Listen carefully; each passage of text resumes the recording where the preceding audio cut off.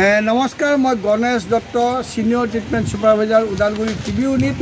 আৰু বৰ্তমান মই আছোঁ ওদালগুৰি টেম্পু ষ্টেণ্ডত।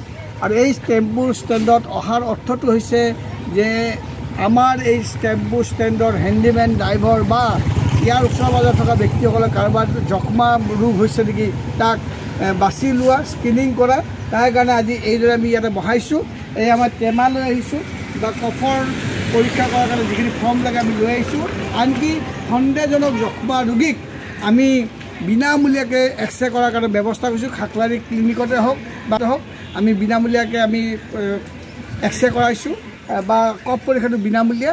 আৰু এইদৰে কফ পৰীক্ষা কৰাৰ পিছত যদি বেমাৰটো ধৰা পৰে তেওঁলোকক আমি বিনামূলীয়াকৈ আমি ঔষধ দিম, 6 মাহৰ ঔষধ দিম।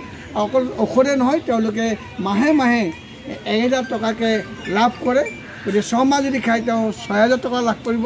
তাৰ উপৰিও আমাৰ শুভাকাংক্ষীৰ জৰিয়তে তেওঁলোকক খাদ্যবস্তু দিয়াৰ ব্যৱস্থা কৰা হৈছে। গতিকে মই আশা কৰিম যাৰ 2 সপ্তাহ বা তাতকৈ বেছি দিন কাহ হৈ আছে, কাহৰ লগত তেজ যায়, বুকুখন বিষাই থাকে, গাঁঠিবিলাক ফুলি উঠে, এনেধৰণৰ লক্ষণ থকা বেমাৰীক যদি আপোনালোকে পায় তেতিয়াহ'লে ততালিকে ওচৰৰ চিকিৎসালয় পঠাই দিব। বিনামূলীয়াকৈ কফ পৰীক্ষা বা এক্সৰে কৰোৱাই লৈ যদি বেমাৰটো ধৰা পৰে তেতিয়া ঔষধ যাতে নিয়মিতভাৱে খায় তাক নিশ্চিত কৰিব। ইয়াৰ অৰ্থটো হৈছে যে যক্ষ্মা মুক্ত ভাৰত গঢ়া। আৰু এইকাৰণেই নিশ্চয় শিবিৰ গাঁৱে ভূঞে আমাৰ চলি আছে। যক্ষ্মা ৰোগী বিচৰাৰ অভিযান চলি আছে।